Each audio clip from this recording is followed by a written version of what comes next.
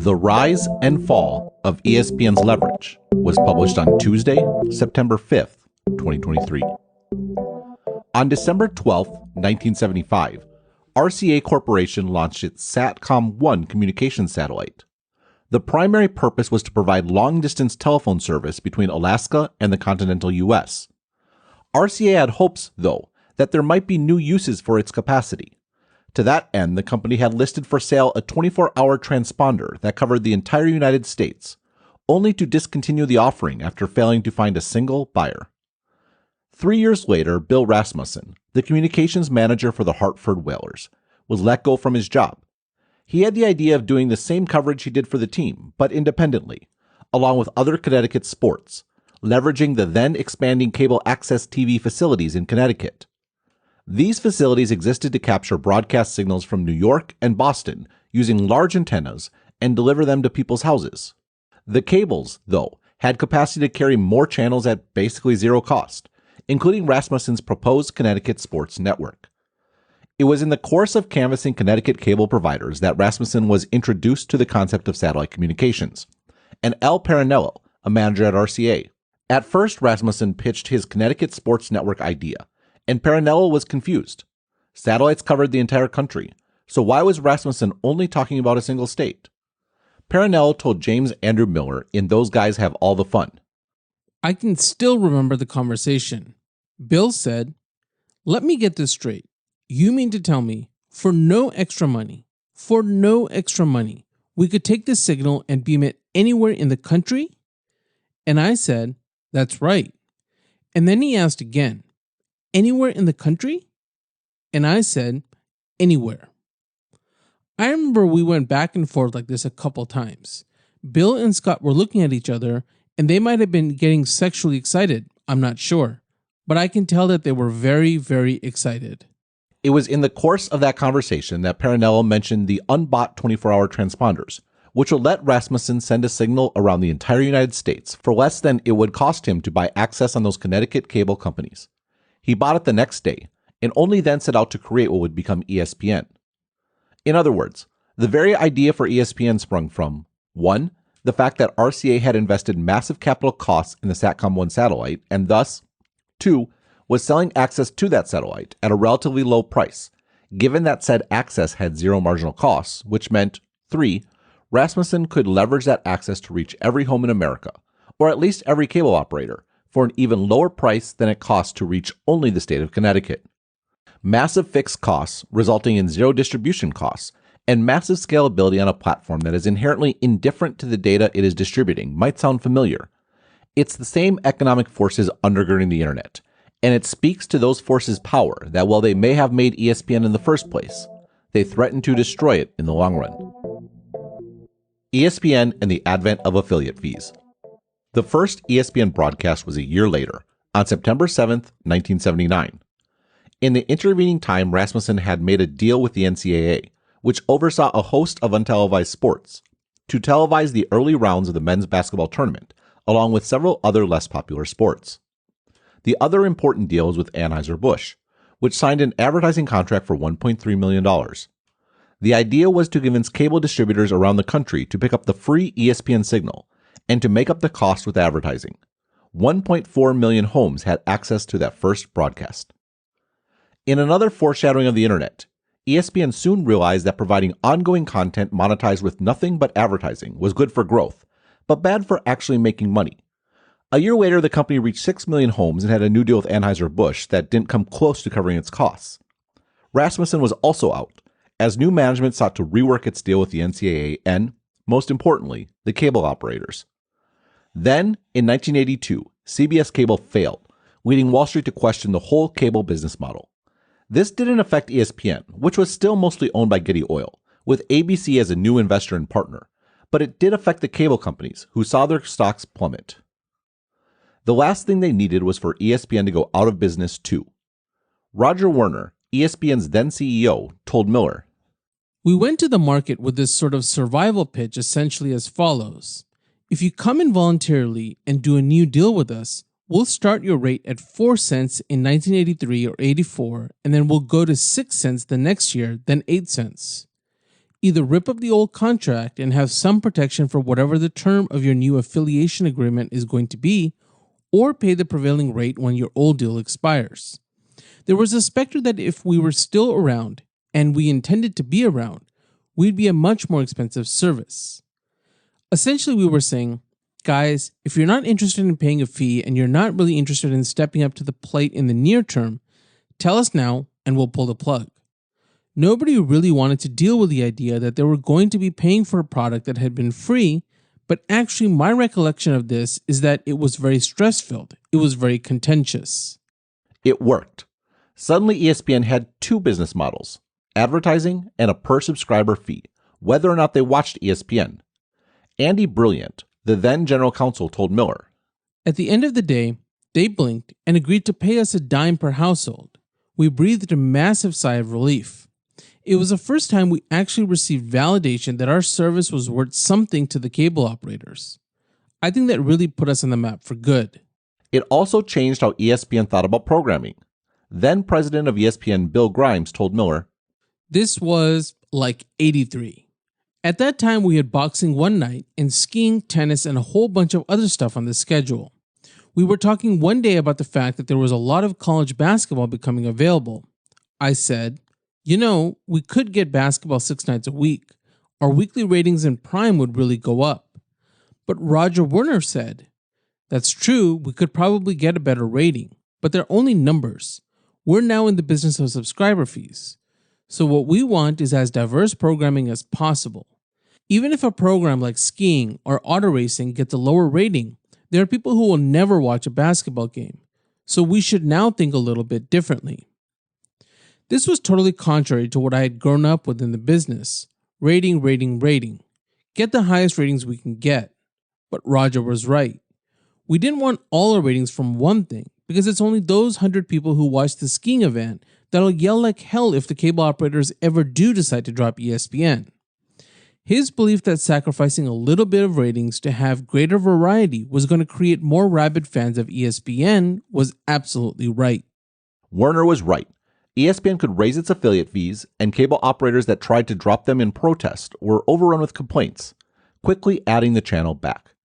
By 1986, ESPN was charging around 27 cents per subscriber, and then they signed a deal with the NFL, adding a 9-cent surcharge to their fees. Cable operators could choose to not show the game and avoid the surcharge, but within weeks, nearly every cable operator realized their customers would not tolerate not having access to the NFL. George Bodenheimer, who would later become president of ESPN, told Miller this anecdote about the surcharge. We set a deadline, and we told everybody that there was a benefit to committing to us then, but those who didn't sign by midnight of the deadline date would pay a higher price. I remember pleading with one particular cable operator who was my account, who said he wasn't going to agree to sign on. His name was Leonard Toe. Toe was in the process of building what is now known as Frontier Communications. Grimes picked up the story. Leonard comes in, and you know what the first thing he says about the deal was? We can't afford to do this. I said, people not seeing the games aren't going to like it. Leonard said, I know football is popular, but we're already paying you guys a subscriber fee. We'll just put on some other local programming the night of the game. I reminded him that if he changed his mind after tomorrow, he would have to pay a 20% incremental fee, a premium, but he just kept saying nope. On the way out, I said, Leonard, look, we're really successful now and we're going to be more successful in the future. It will be awful not having you a part of this, but I really believe you're going to wind up changing your mind. Just wait until people find out you won't have the game. He disagreed and we said goodbye. 1 week later, he called and signed on. And, oh yeah, he paid the extra 20%. ESPN paid $153 million over 3 years for those NFL rights. The first broadcast reached 45 million homes, earning the network an incremental $4.05 million per month, just about enough to cover the NFL rights. What was more important is that the NFL attracted new subscribers, which paid ESPN's full fees, which amounted to over $12 million a month. Moreover, ESPN also got rights from the NFL for unlimited access to highlights. That fueled studio shows like NFL Primetime and SportsCenter that cost very little to produce, yet both attracted large audiences for advertising and made the NFL and other sports even more popular. The flywheel was fully engaged. Charter versus Disney. Over the last decade, the story of ESPN specifically, Disney more broadly, and cable as a whole has been the slow but steady disintegration of that flywheel, culminating in the current standoff between Charter and Disney. From the Wall Street Journal. Charter Communications subscribers are caught in the middle of a philosophical fight between the cable giant and Disney, parent company of ESPN, ABC, and several other networks. Disney-owned networks on Thursday went dark for customers of Charter Spectrum cable systems, which has nearly 15 million video subscribers across the country, including New York and Los Angeles markets. As a result, sports fans who are Charter subscribers are losing access to college football and the U.S. Open. And the National Football League season is about to begin. ESPN's Monday Night Football starts September 11. Other channels no longer available to Charter include ABC-owned TV stations and cable networks FX, Disney Channel, Freeform, and National Geographic. Channels going dark in the midst of an affiliate fee dispute aren't new. Indeed, they were how ESPN managed to extract per-subscriber fees in the first place. And for 40 years, ESPN usually won, including a standoff with YouTube TV in late 2021. I wrote at the time in an update, quote, "It appears that Disney decisively won its standoff with Google. YouTube TV dropped Disney channels for about 2 days, only to come to an agreement that Disney characterized as fair terms that are consistent with the market. This strongly suggests that Google saw sufficient cancellations in that 2-day window that it caved on its demands to get a lower rate. This further reaffirms just how powerful the ESPN bundle is, and Disney's bundle generally." End quote. When Disney went dark on Charter last week, I initially assumed a similar outcome. Then came the Charter investor call the next morning, and this slide. The most important sentence is in the light blue box on the far right. The video product is no longer a key driver of financial performance. This is the culmination of a 25-year shift in business model for the cable companies. Those initial investments in wires in the ground to provide small communities access to big city TV broadcasts turned out to be very well suited to providing broadband internet access. Remember the lesson of RCA and ESPN's founding. The digital transmission of information is inherently indifferent to the data being distributed. In the case of cable, the initial use case was digital TV signals, but the exact same cable could also carry packets running the TCP/IP protocol. Of course, for a long time, it was very profitable to carry both. Along with voice, cable companies offered triple play bundles that included TV, internet, and telephony. Over time, the telephony part dropped off, as people use mobile phones exclusively. Cable carriers have since moved into the mobile carrier space as well, fueled by profits from TV and broadband internet. What made the internet part the most valuable, though, is that the cable companies didn't need to pay for content. Everything was just a packet. That, though, was also the problem. Some of those packets reformed themselves as Netflix video streams, which ate into time spent watching TV. Worse, Netflix's stock was rising and rising as it acquired ever more customers, much to the chagrin of Hollywood, which felt entitled to those multiples given they were the ones producing the most compelling content. That resulted in the fateful decision to start their own streaming services, impoverishing the TV bundle. Charter's investor presentation included the impoverishment cycle created by Moffett-Nathanson. What Disney and all the rest forgot was the lesson first imparted by Warner at the dawn of affiliate fees. Retaining customers means offering content for everyone. In the case of the cable bundle, that meant having compelling programming above and beyond sports. The second lesson Disney forgot was why that NFL deal made sense for ESPN at the time. Even though the surcharge ESPN charged cable providers was only projected to barely cover the deal. High-end sports deals drove customer demand, but the real money was made on 1, everyone who didn't care about football, and 2, cheap content like SportsCenter. The latter, though, has also been impoverished by the internet. I noted last year when the Big Ten signed a TV deal that excluded ESPN, quote, "The Big Ten's exclusion of ESPN really highlights the degree to which social media has supplanted ESPN's previous tentpole shows like SportsCenter. ESPN used to get discounts on rights deals because to be excluded from SportsCenter meant publicity death. That's no longer the case." End quote. The former, meanwhile, is a reminder that while ESPN has generally made money from rights deals, particularly for smaller sports that filled the schedule and inspired niche fans to badger the cable companies, the biggest properties, particularly the NFL, have always been cognizant of their worth and willing to extract their full value. Disney, in turn, can only maintain ESPN profitability by passing on those rights fees to cable distributors, who must in turn pass them on to their customers. The third lesson Disney has forgotten is the most counterintuitive takeaway of this battle. The worst thing that has happened to the company's negotiating position is that ESPN is already available on the internet. The phases of cable TV. The cable TV industry has gone through 4 distinct phases in terms of competition. Phase 1, non-consumption. The first phase was the time in ESPN's history I detailed above. Burgeoning cable TV services were running cables to every home in America and trying to convince customers to sign up. In this case, their competition was non-consumption.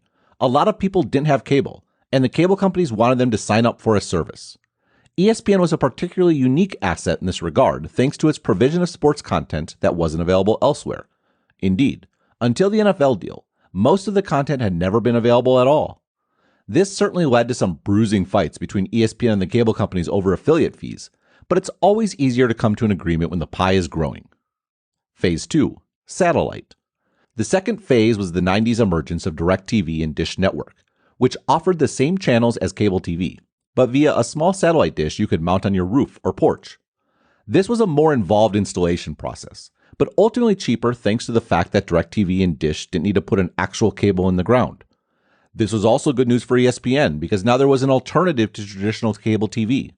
If a cable provider didn't want to accept higher affiliate fees, then ESPN could withhold service, trusting its viewers would punish the cable provider by moving to satellite, which means they would probably be gone forever. Phase 3, IPTV. By the 2000s, the satellite threat to cable was fading because satellite was TV only. If a customer had both internet and TV via their cable provider, then it was much harder to switch.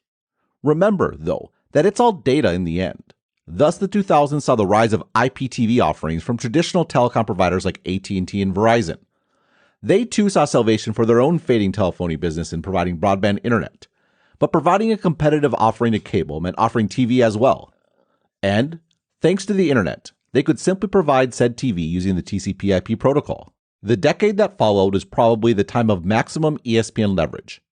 It was easier for customers to switch from the cable bundle to the telecom bundle than it was to install an extra satellite dish. It's no surprise that this was the decade when ESPN's aggressiveness in terms of both acquiring sports rights and in raising affiliate fees increased.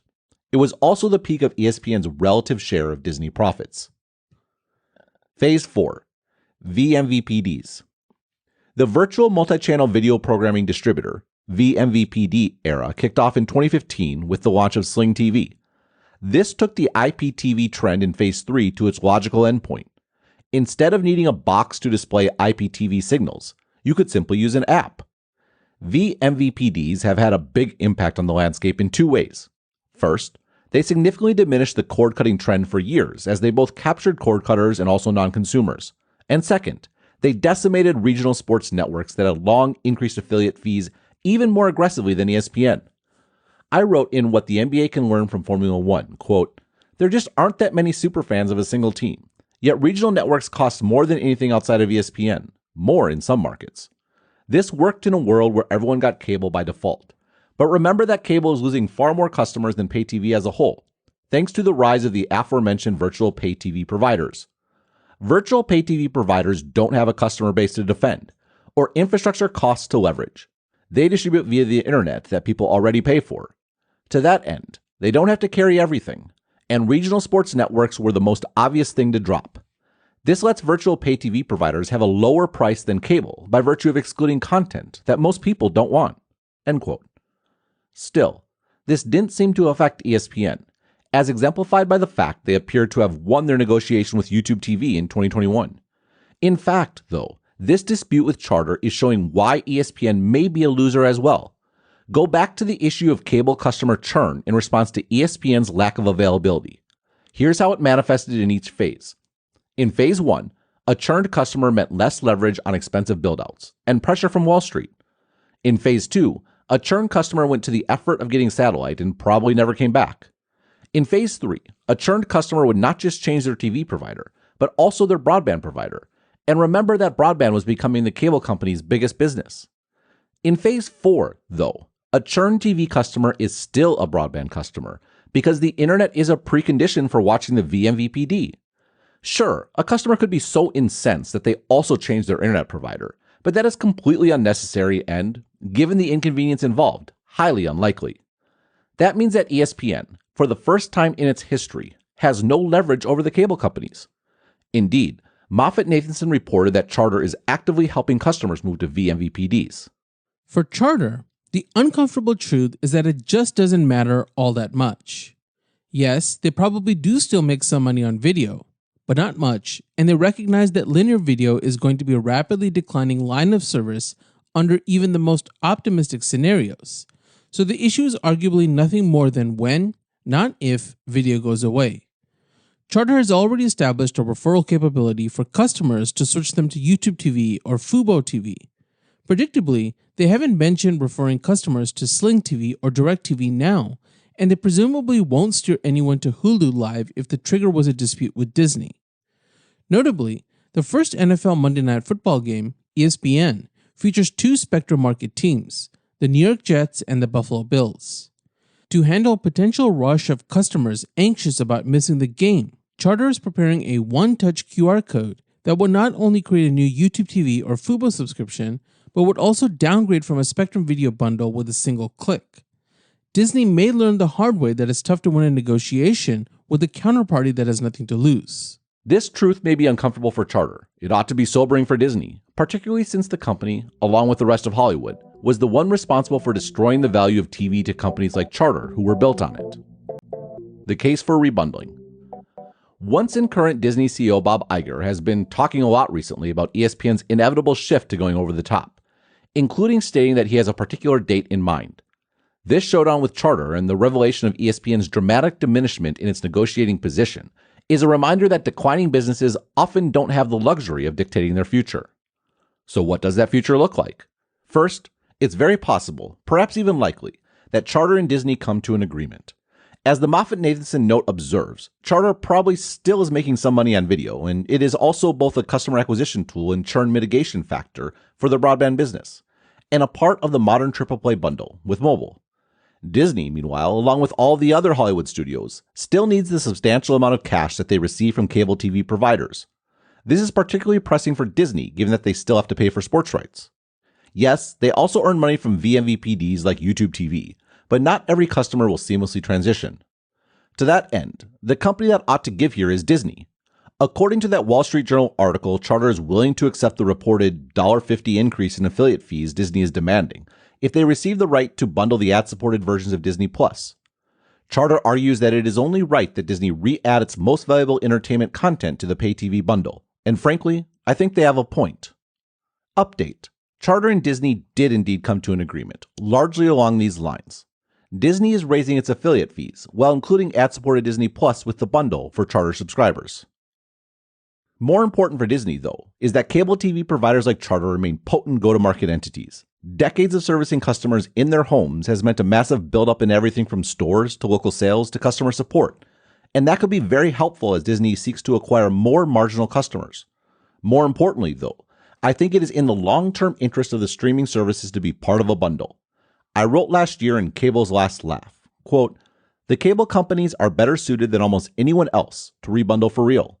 Imagine a streaming bundle that includes Netflix, HBO Max, Disney Plus, Paramount Plus, Peacock, etc., available for a price that is less than the sum of its parts.